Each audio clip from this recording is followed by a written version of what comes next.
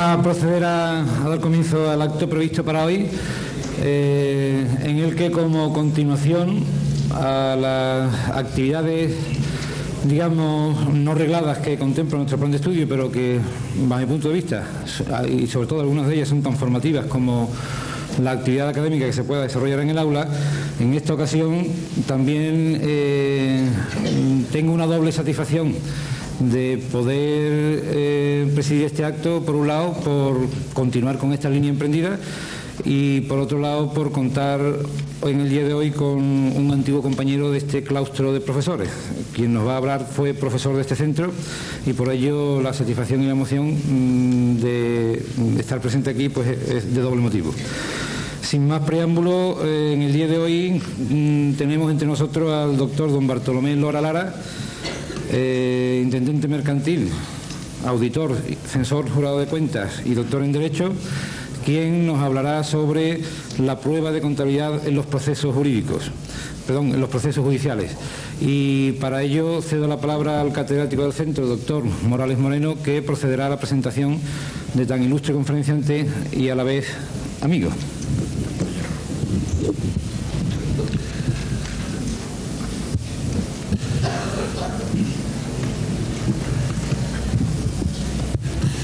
Bueno, al cabo de muchos años, lo dejaremos en eso, pues vuelve efectivamente, yo creo que con alegría y con emoción, a estar con nosotros don Bartolomé Lora Lara.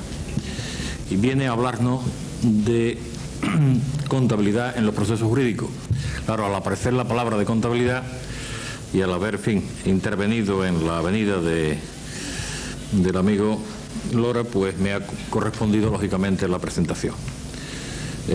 Antes de hablar de su persona, pues vamos a recordar un poquito, a entrar un poquito, no en la materia que él va a tocar, pero sí en lo que está relacionado un poco con el objeto, con el motivo también de la conferencia y sobre todo con sus estudios y sus investigaciones que ha realizado últimamente. Debemos de partir del concepto que yo defiendo muchísimo dentro del de contabilidad. Una de sus partes fundamentales dentro del concepto es de que la contabilidad es el primer sistema de información en la empresa. Él me decía esta mañana y me machacaba y decía, no es el primero, es el único. El único como prueba documental de lo que él ya después nos hablará cuando se trata de relación con temas mercantiles. Pero este concepto, esta parte de idea del concepto de contabilidad se ha visto o se ha puesto en duda muchas veces, y hoy afortunadamente pues podemos todavía machacar más en él, puesto que ya podemos hablar de la veracidad de la información de la contabilidad cuando interviene la auditoría, y ustedes saben que hoy pues ya está perfectamente reglamentada, digamos, la normativa sobre auditoría. Precisamente el ponente de la conferencia pues ha hecho una investigación exhaustiva, digamos, sobre la normativa de auditoría, no solamente en España, sino en el mundo, y esto hace pues que la información ya sea menos vulnerable, como era antes, mucho más verídica, por lo tanto mucho más fiable.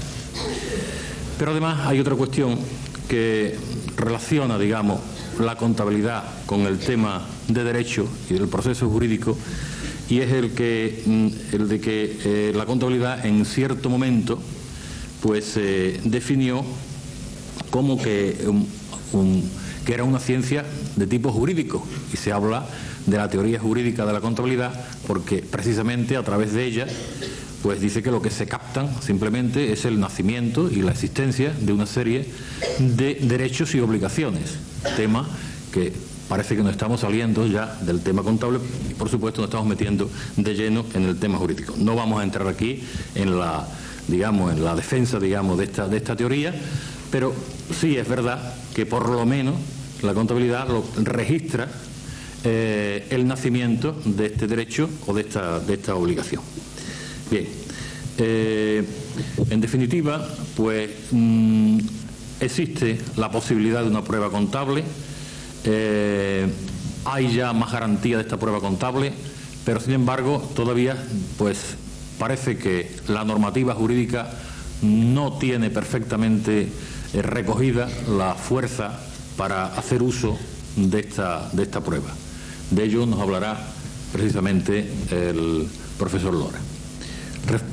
Refiriéndome ya a su persona, es decir, a quien nos va a hablar del tema, pues en primer lugar hemos hablado de que era o que ha sido compañero, pero fue algo más que compañero, porque fue primero alumno de esta escuela, lo que todavía entiendo que le va o le satisface aún más el ser alumno, haber sido profesor y hoy estar dando aquí una conferencia al cabo de una serie de años que ha estado ya desvinculado, digamos, de nuestra escuela, no de los temas de los que vas a tratar, puesto que ha estado íntimamente relacionado con ellos. Se hizo profesor mercantil, fue premio extraordinario de la promoción que terminó en ese curso el profesorado mercantil en esta escuela. Después hizo intendente mercantil, que era el grado máximo que se podía cursar en aquella fecha, cuando él estudiaba dentro de la carrera mercantil, pero no se quedó ahí, es decir, él empezó su labor profesional, estuvo trabajando en empresas, se hizo censor jurado de cuenta, empezó su actividad profesional también en este campo, pero en fin, entiendo que se encontró precisamente pues un poco, no digamos como nos encontramos algunas veces, incluso, y eso hay que reconocerlo, pues desabrigado en el terreno, digamos, puramente jurídico, y emprendió entonces el estudio también de la carrera jurídica y se doctoró en el año 91, es decir, insistió, terminó la carrera, hizo el curso de doctorado y se doctoró justamente en el año, hace un año, con la calificación también de cum laude. Pero no termina ahí, digamos, su trayectoria dentro ya incluso del campo jurídico, sino que, en fin, ha tenido la satisfacción de que la tesis doctoral suya, que trata en parte del tema que va a exponernos hoy en la conferencia, pues le ha sido publicada, es decir, acaba de ser publicada por Deusto y hoy ha traído los primeros ejemplares, los ha dedicado a esta escuela, de la publicación que ha recibido en estos días, es decir, que acaba de recibir esta misma semana. Bien, esta es la persona que nos va a hablar dentro de su terreno profesional. Incluso también podríamos destacar el hecho de que es secretario de la primera agrupación de Madrid, que es el núcleo quizás más importante de auditores de España, y que está, por tanto, en activo dentro del ejercicio de la profesión de censor jurado de cuenta, hoy de auditor de cuenta. Bien, sin más, yo le cedo la palabra ya y solamente, antes de que empiece su intervención, repetirle las gracias que ya le ha dado también el director del centro, en nombre de todos nosotros, algunos antiguos compañeros, incluso algunos antiguos alumnos de él, de el que haya tenido la gentileza de poder, de venir a darnos esta charla y de acompañarnos en este día.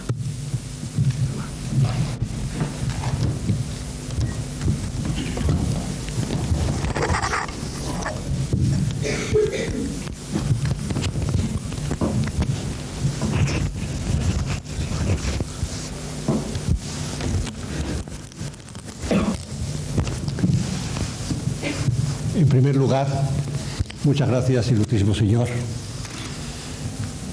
señores profesores, amigos, compañeros y alumnos, que también son compañeros, porque he compartido con lo mismo que vosotros las mismas aulas, y hoy me emociona estar en este sitio donde he sido examinado y examinador. Y entrando ya en un poco, el término de prueba en el lenguaje forense tiene un sentido unívoco. Dentro del ámbito hablamos de prueba para designar no solo la actividad que se realiza, sino también referirnos el resultado de dicha actividad y del medio a través del cual se consigue este resultado. El profesor Almagro Nosete define así: desde un punto de vista técnico, solo cabe hablar de prueba como la actividad de las partes encaminadas a convencer al juez de la veracidad de unos hechos que se afirman existentes en la realidad. La actividad probatoria no busca la verdad material, se trata por el contrario de convencer al juez. Buscamos, pues, con la prueba, un resultado formal que sea operativo y que sirva para que la mayoría de las ocasiones podamos decir que existe coincidencia entre los hechos realmente ocurridos y los hechos probados. La prueba tiende, pues, a fijar los hechos en la sentencia. La prueba es la actividad procesal de parte, aun cuando cabe excepcionalmente que se realice antes del proceso y que la prueba sea actividad del propio órgano judicial. La naturaleza de la prueba es eminentemente procesal. Es una actividad de las partes dentro del proceso y es dirigida al juez que va a dirimir el litigio. Pero además, las normas que regulan la prueba, o sea, la actividad de las partes y del juez dentro del proceso, son normas procesales, ya que sus efectos recaen directamente sobre el mismo proceso y además tienen por objeto una actividad procesal, la convicción del juez sobre las alegaciones efectuadas por las partes en el proceso. Tradicionalmente, la doctrina se ha planteado serios problemas en orden a la naturaleza material o procesal de las normas que regulan la prueba.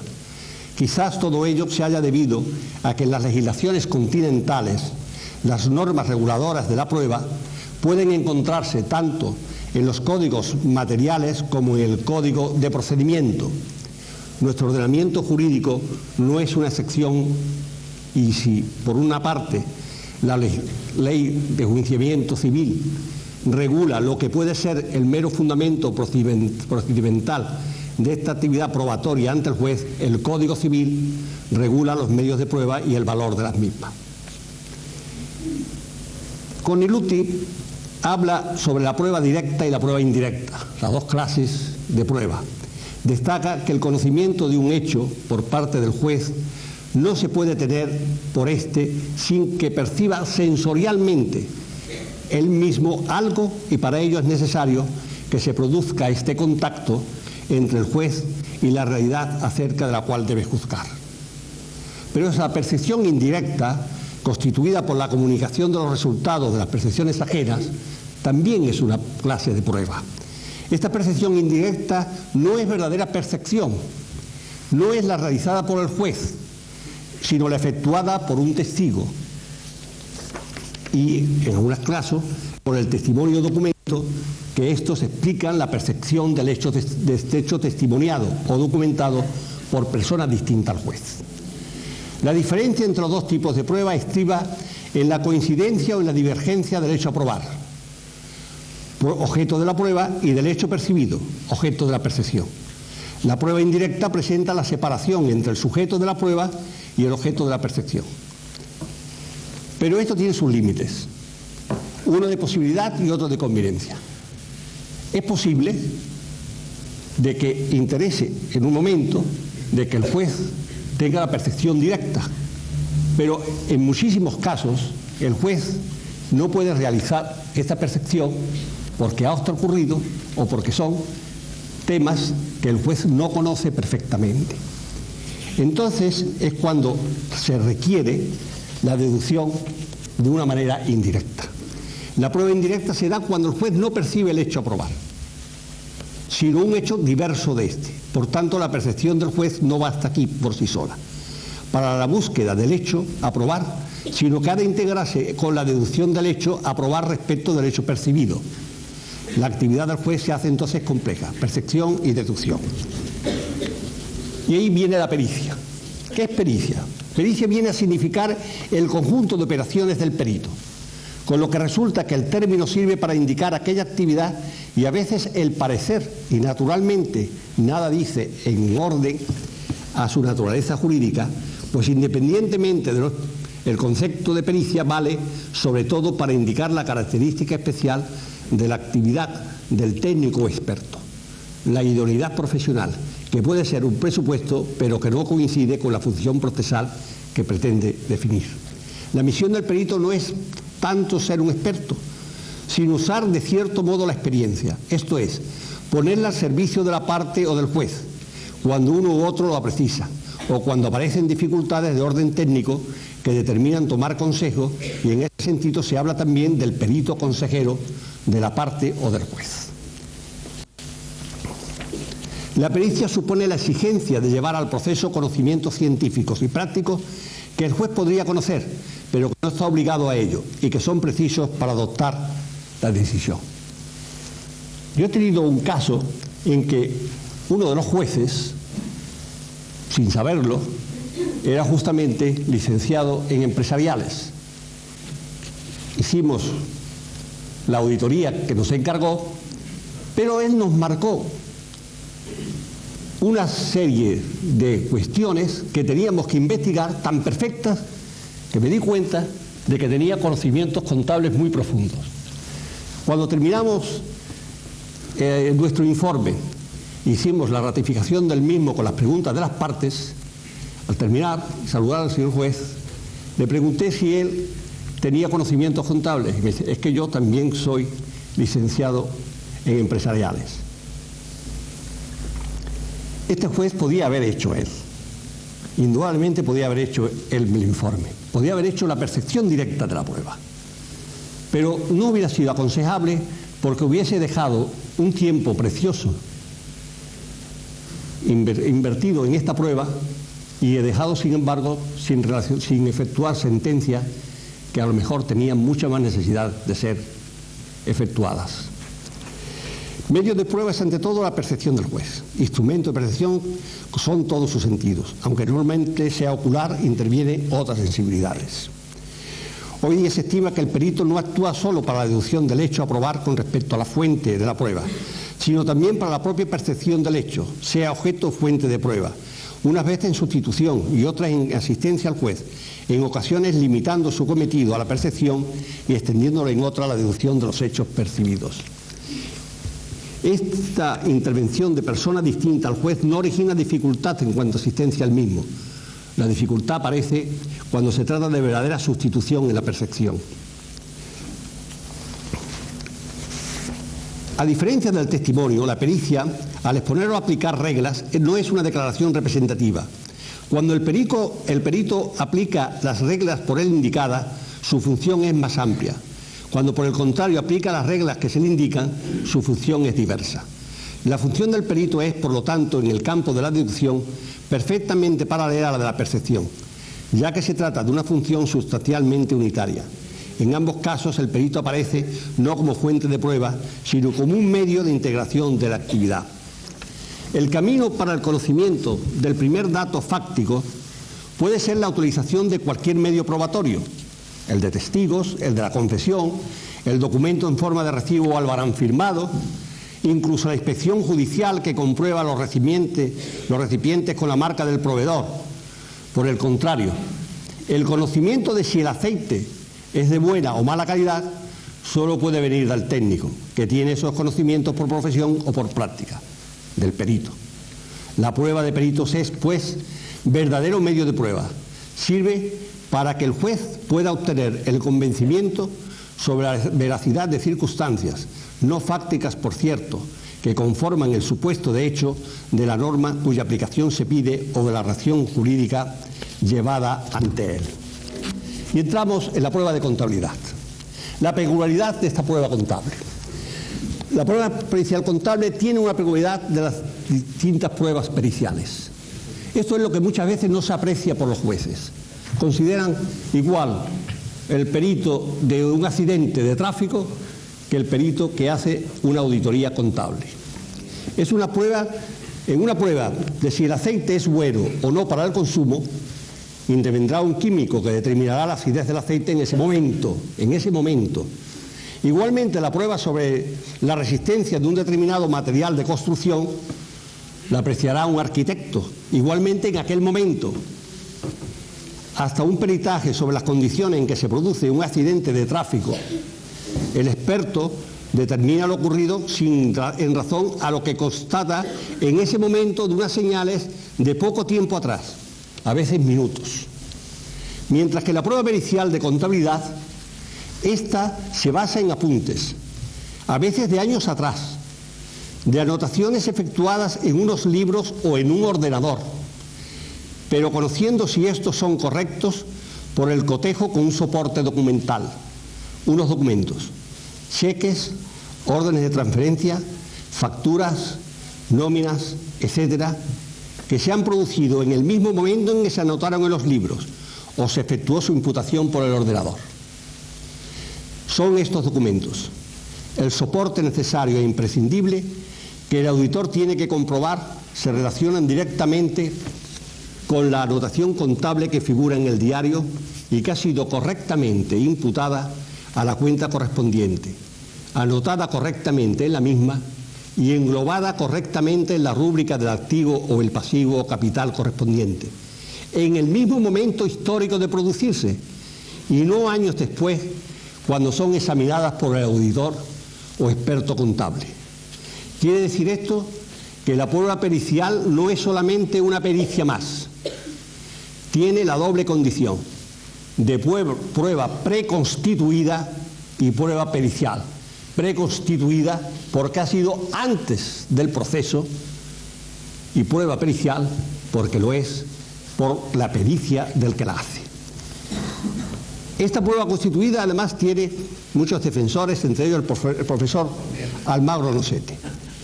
Y en ciertos casos, cuando se efectúa una auditoría de cuentas por aplicación de la Ley de Auditorías de Cuentas, en el primer párrafo del artículo 2, 1. El informe de auditoría de cuentas anuales es un documento mercantil. Estimamos, por lo tanto, que en una futura reforma de nuestro ordenamiento jurídico procesal debe tenerse en cuenta estas peculiaridades de la prueba pericial y como legislación más avanzada desarrollen la prueba pericial contable como una pericia que contiene a la vez una prueba documental de los hechos financieros de la misma. Prueba de libros, clases de pruebas, puede ser prueba de libros regulada por el Código de Comercio o por la Ley de Enjuiciamiento Civil. El legislador tuvo la cautela de determinar que para el reconocimiento del Código de Comercio, que para el reconocimiento de libros y papeles de los litigantes se citará previamente a la parte a quien pertenezca. Yo cuando leí la palabra papeles, pues verdaderamente me causó un poco asombro que nuestros legisladores tuviesen tan poca imaginación, porque papeles parecía ser algo así como ponernos como periódicos, etcétera, en lugar de llamarle documentos, que hubiese sido lo más acertado. El artículo 605 de la Ley de Enjuiciamiento Civil determina que la prueba se efectuará en el despacho escritorio donde se hallan los libros. Esto no se realiza en realidad. Lo más común es que sea el propio poseedor de los libros el que los lleve al juzgado y allí se haga la prueba esta de exposición de los libros. O sea, hay, sin embargo, creemos que debe hablarse más de comprobación contable y financiera y documentación correspondiente a la misma auditoría de cuentas que exhibición de libros. Otra de las clases de estas pruebas, quizás hoy están de moda, es las suspensiones de pago, la Ley de Suspensiones de Pago. Determina la obligación de los interventores, todos los cuales han de ser peritos mercantiles, hoy sustituidos por la Ley de Auditoría de Cuentas, en auditores de cuentas.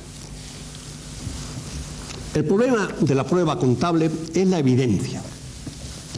Indudablemente ha de irse a la prueba completa, que evidencia el resultado que el perito ha de proclamar. Depende de ello muchas veces la acusación, el procesamiento e incluso la condena de un inocente. Esto es muy curioso de que no se lleva muchas veces a término en las pruebas penales, las pruebas del derecho penal. Si la prueba contable pericial se efectúa incompletamente o con una relatividad, es decir, por muestreo de evidencia, esta no puede ser completa para un juicio penal. En muchos de estos casos ha de acudirse a la auditoría total y completa, que evidencia que los hechos contables auditados corresponden a una evidencia total que se manifiesta en un informe. Si realizamos una prueba pericial sobre los comprobantes de caja y efectuamos un muestreo sobre el 50% de los mismos, evidentemente tenemos una prueba de evidencia, con un margen de error pequeño. Pero puede ser que en el 50% no comprobado estén los apuntes que han originado el hurto. Esto exige que la comprobación sea de la totalidad de los comprobantes de caja. Y esto han de tenerlo muy en cuenta todos los auditores que son peritos procesales en un proceso penal. Muchas veces el perito se encontrará con una falta de documentación que dé respaldo a los apuntes contables efectuados. Pero esto no debe en una auditoría ser causa de falta de evidencia. Se puede lograr esta por otros medios que emplean los auditores para comprobar la falta de esta documentación. Las normas internacionales sobre formación de la evidencia en auditoría, las normas SARS de los Estados Unidos, las marcan en inspección, observación, investigaciones y confirmaciones de movimientos y saldos. El Instituto Mexicano de Contadores Públicos, en su norma número 7, determina obtención de evidencia suficiente y competente. Mediante los procedimientos de auditoría, el auditor debe obtener evidencia comprobatoria suficiente y competente, en el grado que requiera, en cada caso, para suministrar una base objetiva para la emisión de su opinión. En los juicios ordinarios civiles, innumerables son las facetas que pueden efectuarse en un juicio ordinario civil sobre la prueba pericial contable. Esta puede verse sobre donaciones, sucesiones, herencia, régimen económico matrimonial, en el aspecto de derecho de familia, pero lo más importante es sobre los aspectos de obligaciones y contratos a los que se contrae casi en su totalidad esta clase de pruebas. No vamos a enumerar los distintos contratos, solamente vamos a decir de que hoy día se va abriendo camino en muchísimos abogados cuando hay unas demandas de reclamación de cantidad, el acudir a la prueba contable para verificar los hechos que están expuestos en la demanda o en la contestación a la misma. La imposibilidad de celebrar esta prueba en un solo acto es manifiesta. Las disposiciones actuales del Código de Comercio, en sus artículos 32 y 33, a los que hace referencia la Ley de Enjuiciamiento Civil en el artículo 605, determinan que el reconocimiento del libro de documentos, tanto si es general como si es en un particular, debe efectuarse en el establecimiento del empresario, en su presencia o en la de la persona que comisione, adoptando las medidas de seguridad necesarias. No negamos que en algunos casos, como por ejemplo verificación de si un talón ha sido abonado en la cuenta del demandante o demandado, es posible en un solo acto determinar la prueba con la evidencia total sobre la misma. Pero en otros muchos casos, y creemos que cada día más, no es posible que en un solo acto de comparecencia del juez y peritos se pueda efectuar esta comprobación. Como experiencia personal, podemos citar la comprobación de si una factura había sido emitida o no por una sociedad. Esta se efectuó en un solo acto y de ello solamente se dedujo la presentación de un libro diario con anotaciones mensuales y la negativa a exhibir libros auxiliares, entre ellos el libro registro de facturas, exigidos por la legislación fiscal. Si el juez, en vez de dictar este acto de exhibición, hubiese ordenado, como se le pidió, la peritación contable, el resultado hubiera sido distinto y la sentencia, desafortunadamente, también hubiera sido distinta. Creemos que la falta de conocimientos contables por parte de la mayoría de nuestros abogados hacen que la prueba pericial contable o no se solicite o se efectúe deficientemente al objeto perseguido. Únase ello a que nuestros jueces tampoco tienen grandes conocimientos en la materia. Hace que en muchas causas el justiciable salga perjudicado por no haberse verificado una prueba pericial contable correcta. Porque si tuvieran estos conocimientos para mejor proveer, pudieran haber ordenado la prueba pericial contable y ésta les hubiera dado la evidencia necesaria. Hay una necesidad de reformar el procedimiento de la prueba pericial contable. Estimamos que es necesario una reforma total de la prueba pericial en su aspecto contable mediante la inclusión en la ley que regule el proceso de la forma en que esta prueba pericial contable debe ser realizada y las cautelas que deben efectuarse. A nuestro juicio, teniendo ya un registro oficial de auditores, debía separarse dentro de la prueba de libros la pericial contable como especificación típica de esta prueba. En efecto, la prueba de libros, concebida solamente como exhibición o comunicación, es parte de una prueba pericial contable que se efectúe, sea esta limitada o sea extensiva y completa. Tiene, por lo tanto, necesidad, al ser una prueba sui generis, una regulación adecuada a su especial consideración, y esta regulación procesal debe efectuarse con referencia a disposiciones nacionales y a la vez internacionales y comunitarias. Las disposiciones nacionales que deben tenerse en cuenta son la Ley de Auditoría de Cuentas y la Ley de Reforma y Adaptación de la Legislación Mercantil al Derecho Comunitario. También, como consecuencia de esta última ley, el texto refundido de la Ley de Sociedades Anónimas y el Plan General Contable. En el derecho comunitario, las directrices sobre sociedades y bolsa, sobre todo la cuarta directiva en cuanto a la regulación de las cuentas anuales. Pero en el aspecto internacional, aunque no exista legislación, hay una serie de normas emitidas por organismos internacionales vinculados a la ONU o la UNESCO u otros organismos supranacionales donde se está desarrollando una serie de normas sobre la actividad empresarial en su aspecto contable. Quiero aquí hacer resaltar todo el trabajo que está efectuando la Asociación de Expertos Contables de la Comunidad Europea, de la cual España forma parte integrante, y además con unos expertos que están realizando este trabajo muy importante sobre toda la prueba contable que debe efectuarse y sobre las auditorías que deben realizarse en las empresas del ámbito de la comunidad. No podemos olvidar tampoco las normas de otros estados, principalmente Estados Unidos, Reino Unido y algunos hispanoamericanos como México, Puerto Rico, Colombia y otros, donde se ha efectuado una legislación sobre el aspecto contable de la auditoría que hoy por hoy debe ser la evidencia con más certeza de las pruebas periciales contables. La apreciación de la prueba por el juez. Surge en esta clase de juicios otra consideración. La apreciación del juez en esta clase de pruebas. La realidad es que muchas veces este desconocimiento de la contabilidad y aún menos de la auditoría por parte del juez hacen que esta prueba esté despreciada por muchos de nuestros jueces. Ha contribuido a esto las afirmaciones reiteradas que se han convertido casi en una sentencia, la doble contabilidad que se lleva, la ocultación de datos, la alteración de datos en contabilidad o el falseamiento de la contabilidad. La mayoría de los jueces son escépticos ante las pruebas contables.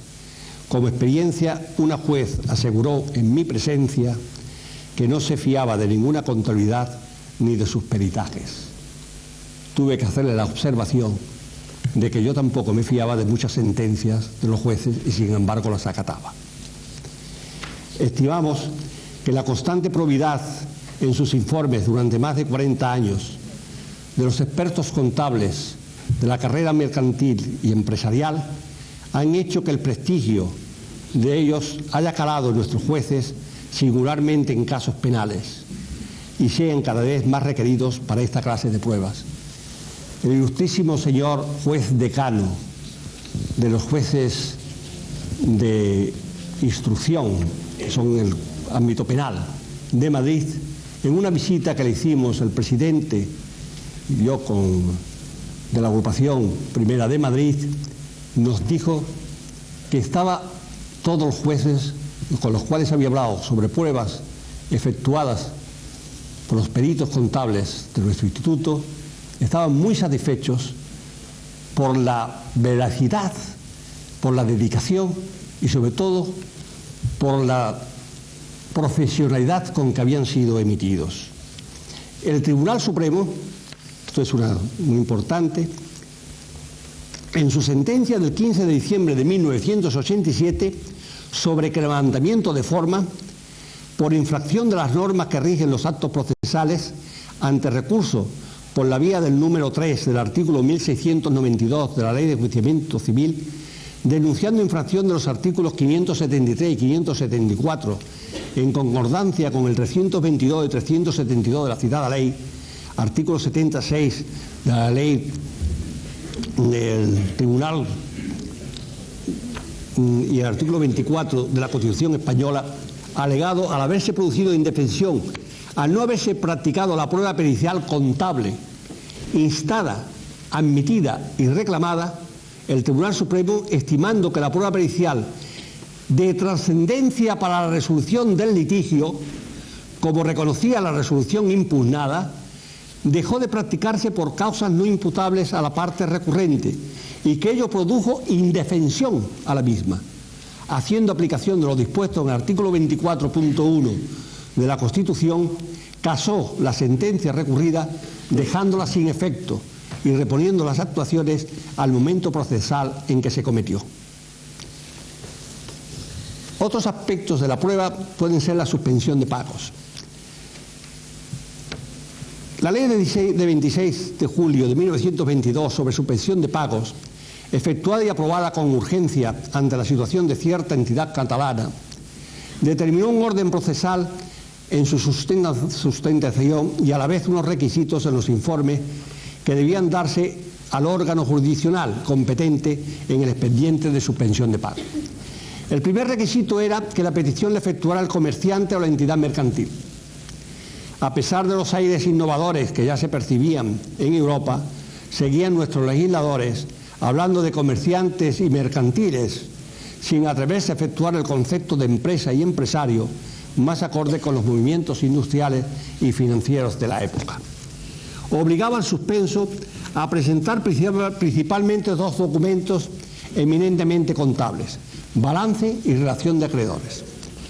En el primero, que fuera detallado de su activo y pasivo, pero no exigía un balance de sumas y saldos. Permitía que fuera un estado de situación, es decir, un balance solamente de saldo. Y además, cito textualmente, con la posible exactitud la relación en que se hallan en la fecha en que se produce dicha petición los bienes del solicitante y el conjunto de sus obligaciones. O sea, sin ningún rigor. Aunque en este caso el juez señala el plazo máximo de 30 días para la presentación del balance definitivo, considera de que lo otro no lo es, no deja de tener importancia esta chapuza contable que la ley permite y que sirve para la presentación de estados de situación que después, en un buen examen contable, quedan totalmente distintos a este anticipo de situación financiera. No se pueden ni siquiera reconocer unos a otros. Estimamos que esta permisividad debe suprimirse, dando paso a otro procedimiento a los actuales momentos financieros y a la vez al avance que debe experimentar el proceso en esta peculiaridad. En el segundo, la relación nominal, en realidad es un detalle de la cuenta de acreedores o la de efectos a pagar o ambas conjuntamente. También aquí, a pesar de expresarse la ley que esta relación contendrá todos los acreedores sin excepción alguna, la praxis ha demostrado que estas excepciones son innumerables y que pocos expedientes de suspensión de pagos quedan libres de rectificaciones que ya el legislador sospechó que se producirían, y en el artículo 12c expresa los acreedores omitidos por el deudor que hayan solicitado su inclusión en la lista. En el artículo 4 se faculta al juez para que nombre 3 interventores, 2 de ellos peritos mercantiles que en adelante, por disposición, son auditores. También ahora estos nombramientos no han seguido un lógico procedimiento. La ley no habla, y en pocas veces se ha efectuado, de inseculación por medio de 6 nombres para los peritos, ni de otra forma de verificar estos nombramientos. Solamente había unas listas que debían remitirse al juzgado anualmente las cámaras de comercio y las asociaciones de la banca, entidades que en aquellos tiempos eran muy importantes, pero que hoy no tienen esa importancia procesal. No se ha ido a que la designación fuera por medio de los colegios oficiales existentes, o en todo caso, si no existían en la localidad, por las licencias fiscales de ejercientes como tales peritos, no queremos dejar de señalar una corruptela que en muchos sitios ha prosperado, y es el que los propios letrados del suspenso sugerían al juzgado veladamente los nombres de los peritos para su nombramiento como interventores, y estos eran los que habían preparado el balance inicial presentado por el suspenso. Los interventores deben presentar no más tarde, 60 días después del nombramiento, un informe al juez que el artículo 8º de la ley detalla. Creemos que es necesaria una urgente reforma del proceso de suspensión de pago. Estos expedientes, regidos por una ley de hace 70 años, no están a la altura que hoy demanda la sociedad. Se ha convertido en una forma encubierta de soslayar la quiebra, y la realidad es que un porcentaje bastante alto de lo que se instruyen terminan o en una quiebra o en un incumplimiento del convenio suscrito. Y esto porque se siguen procedimientos contables obsoletos y decimonónicos. La ley de auditoría de cuentas ha abierto una puerta a la evolución del principal sostén del expediente: saber si el activo es superior al pasivo. Esto es lo que debe de verificarse, si hay verdaderamente un activo superior al pasivo. Lo demás son cuentos. Esta puerta no puede ser encosertada por una ley obsoleta. No podemos seguir con los procedimientos que la misma desarrolla. Para la sustentación del expediente ha de irse a una ágil intervención y a la vez más rápida terminación del expediente.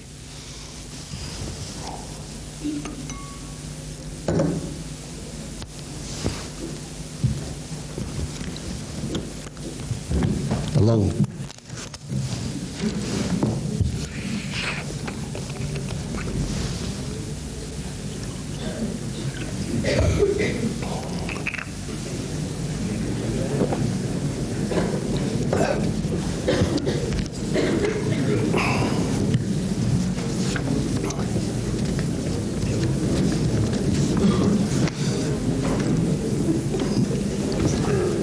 En el aspecto de la quiebra, del expediente de quiebra, si analizamos todas las disposiciones sobre quiebra culpable y fraudulenta, veremos que se derivan de hechos contabilizados o que debieran haberse contabilizado, y su averiguación no puede ser la de una simple constatación de partidas, sino una investigación a fondo en la contabilidad del quebrado, y esto solo puede efectuarse por las técnicas avanzadas de la auditoría. La fecha de retroacción de la quiebra, el auditor es la que puede determinarlo, por medio de unos análisis de balances mensuales o quincenales que efectúe o se hayan efectuado, y si éste ha sido continuado en los posteriores. En cuanto al problema de la similitud de las dos normas sobre quiebra culpable y fraudulenta, el auditor tendrá que comprobar si el caso de fraudulenta se debe a un error consciente del quebrado, teniendo la documentación en su tiempo, no la efectúa o no ha realizado las comprobaciones usuales de conciliación de saldos, por ejemplo bancarios, o de que la documentación haya llegado posteriormente y del tiempo que media entre el hecho real y el hecho contable. Hay que tener en cuenta de que en esto de ámbito penal, en la quiebra, hay que ver la intención de dolo, porque si no hay una intención de dolo, o sea, de fraude, o sea, de delito, verdaderamente entonces puede ser de que no sea fraudulenta, sino solamente sea error y por lo tanto culpable. Una reciente sentencia de la Sala Civil del Tribunal Supremo, de fecha 27 de enero del 86, ha resaltado la importancia de la prueba pericial contable en la determinación de la fecha de retroacción de la quiebra, señalando a la vista del examen por el juez del informe pericial que a partir del mes de abril de 1977 hubo una cesación general de pagos, distinto de lo que se estaba pidiendo o afirmando por la otra parte. En la jurisdicción criminal hay unas dificultades grandes, porque la dificultad se presenta para determinar el alcance del injusto tipificado. Porque así como muchas de ellas se basan en pruebas totalmente científicas, huellas dactilares, balísticas, análisis químicos, biológicos, etcétera, en los que hay una certeza por dejar una prueba exacta de la causa determinante, en la prueba pericial contable se basa en documentación, y esta no siempre existe o es difícil encontrar, o bien el presunto culpable ha inutilizado o suplantado la documentación, sobre todo en los casos de apropiación indebida, para que no pueda ser fácilmente detectada. Otras veces la dificultad proviene del mismo estado de la contabilidad o de las relaciones que se tienen entre el sujeto supuestamente culpable y el sujeto agraviado por la acción. En ciertas relaciones, como es la cuenta corriente entre comisionista y comitente, en las que hay que determinar quién entregó y quién recibió, y puede responder a diversos motivos su liquidación. En las unilaterales, la falta de concreción de la cantidad que el sujeto adeuda al otro, y en las de deudas recíprocas, la concreción de las cantidades recíprocamente adeudadas y el saldo final a favor de una de las partes. Esta dificultad puede ser mayor cuando la contabilidad está informatizada, es decir, en una base de datos, e incluso si esta base de datos comprende una red recíprocamente interconectada. Puede utilizarse esta informática para cometer un delito y ser mayor la dificultad de su descubrimiento. Un hecho muy conocido es el del responsable de la base de datos de un banco americano, que intercaló en el programa una orden por la cual todas las milésimas de dólar, ya que en las cuentas solamente se abonaban céntimos, fueran a una cuenta corriente determinada sin sujeto nominativo, sino solamente con número clave. La defraudación fue de varios centenares de miles de dólares y solamente pudo ser descubierta por una auditoría que realizó a la vez la auditoría del sistema informático del banco. Otro caso fue de acceso a esta base de datos ilegalmente por medios externos a la red interconectada. El hecho ocurrió en Australia. Unos expertos en informática y teleinformática lograron acceder a la entrada de la red de un banco con central en Tokio. Valiéndose de un ordenador, efectuaron órdenes de pago desde la central a una cuenta abierta en el banco australiano. Solamente al efectuar la auditoría de las cuentas anuales consolidadas, se puso de relieve que no coincidían las cantidades de órdenes de pago de la central con la sucursal australiana. Hemos visto anteriormente los casos de quiebra, señalamos que los de quiebra fraudulenta son en la mayoría, como anteriormente reseñamos, detectables en unas auditorías. Hoy la sola constatación de datos contables no lleva a la convicción de que una auditoría independiente completa la contabilidad del quebrado. Necesitamos y resaltamos la necesidad de que en muchos casos de delito y principalmente los relacionados con estafa, falseamiento y preparación de bienes, ha de acudir a una auditoría completa que pueda detectar cómo se han producido en el caso de que exista el delito y cómo se ha efectuado el encubrimiento del mismo.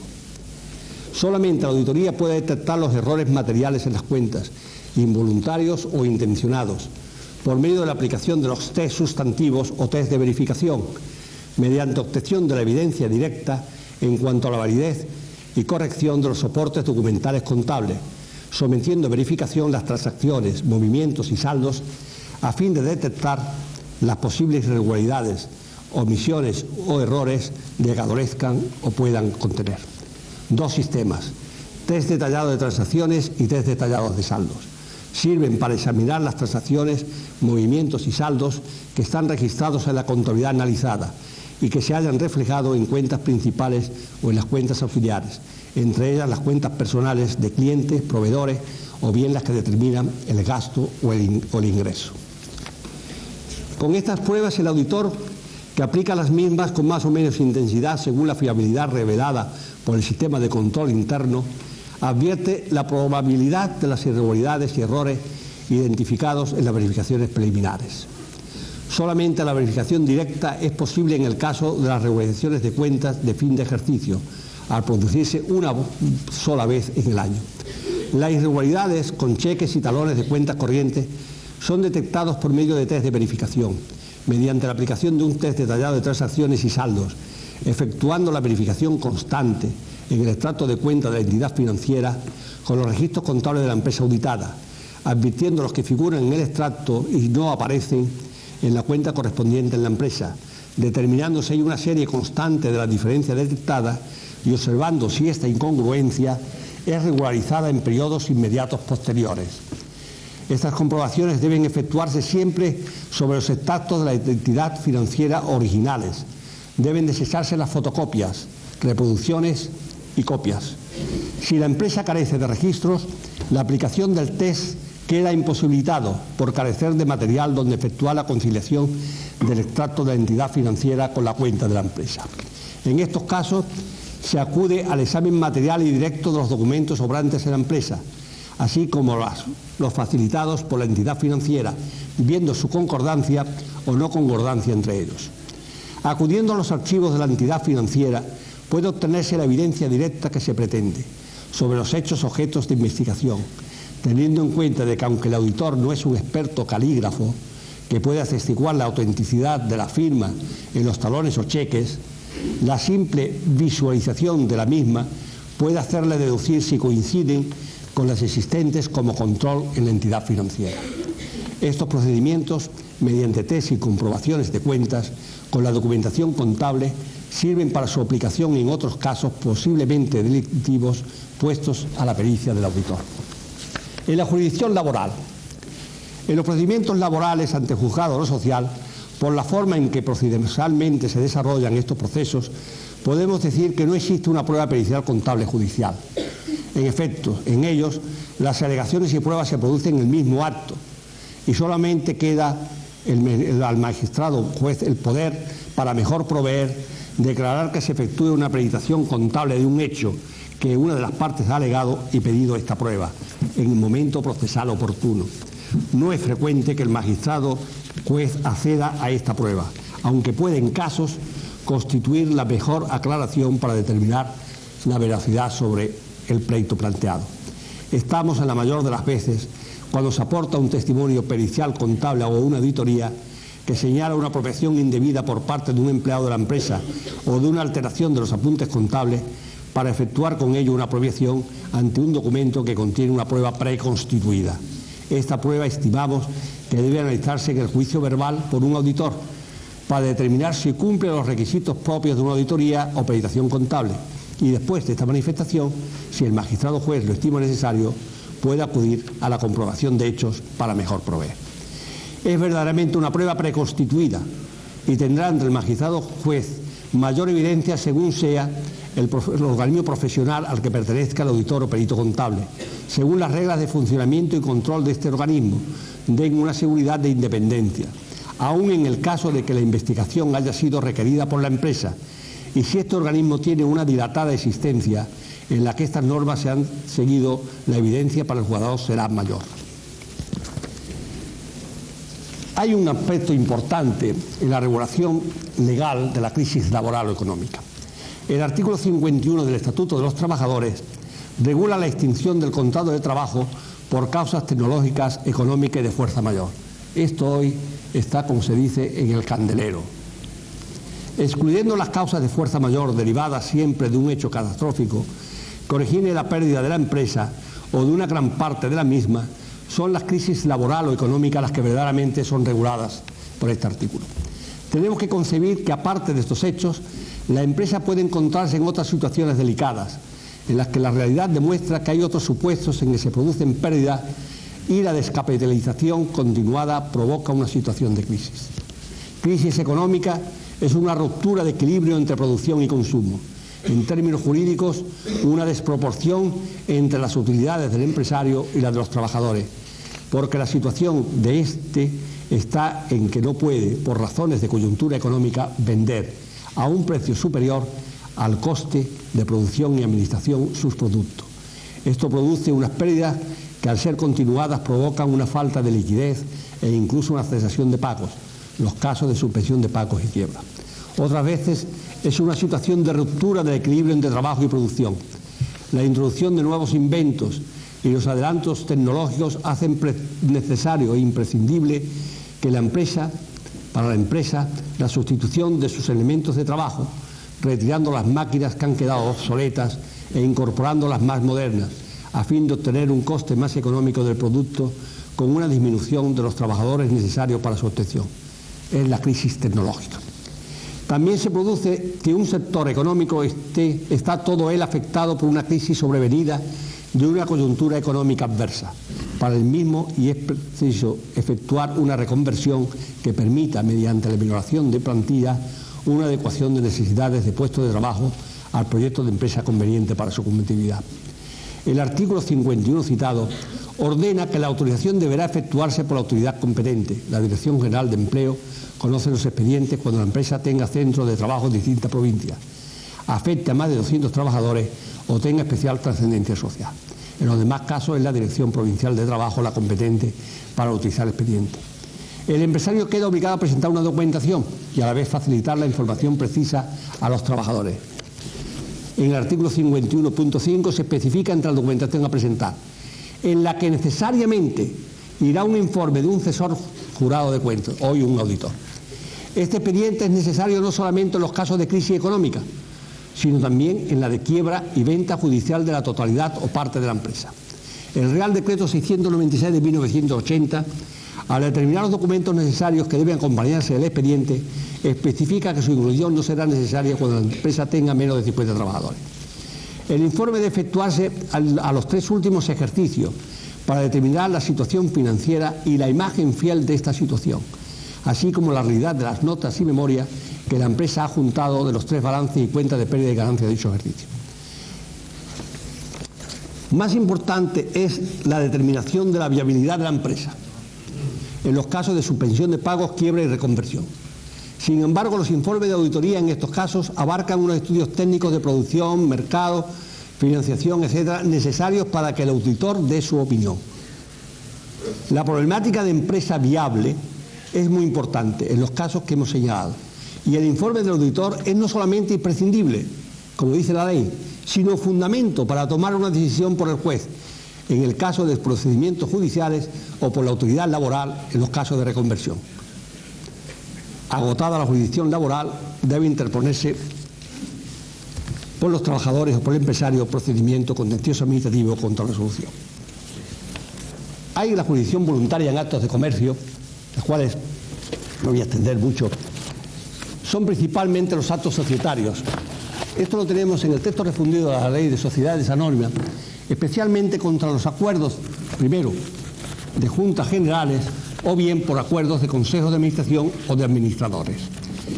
El 5% de la posesión de capital permite el que se pida el nombramiento de un auditor para la verificación de las cuentas anuales o bien de los informes, en el caso de fusión, que se vaya a realizar por la empresa. Creo que es nuestra profesión la que verdaderamente está avanzando en estos momentos dentro del campo jurídico. Hoy podemos decir de que es el derecho contable el que se está imponiendo dentro del derecho mercantil. Se ha llegado a la convicción de que la empresa necesita precisamente de una imagen fiel de su realidad, y esa imagen fiel solamente lo puede dar la contabilidad y la auditoría. Y es necesario porque la empresa necesita también expansionarse, y solamente los datos contables pueden dar al gestor de la empresa la visión necesaria para que la empresa progrese y pueda haber más puestos de trabajo, que como la lluvia es lo que más necesitamos. Muchas gracias.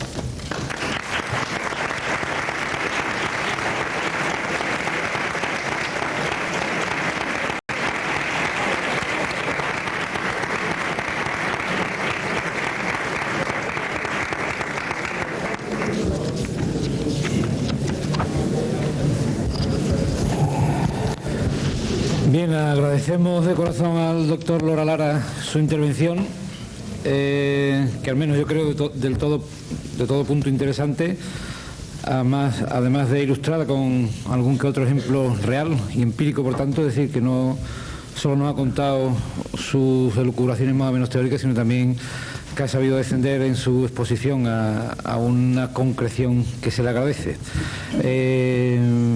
Como suele ser habitual en esta casa, y aprovechando, como se podría decir, que hoy tenemos una de las mayores entradas de la temporada, pues se abre el turno de coloquio por si hay alguien que quiere hacerle alguna interpelación a nuestro ponente.